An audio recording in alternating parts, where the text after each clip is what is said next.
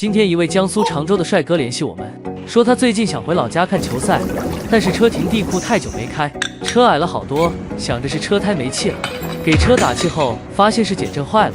这位帅哥对汽车很感兴趣，经常刷到我们的维修视频，第一时间就联系到我们，把车开了过来，专业师傅有条有序的开始维修。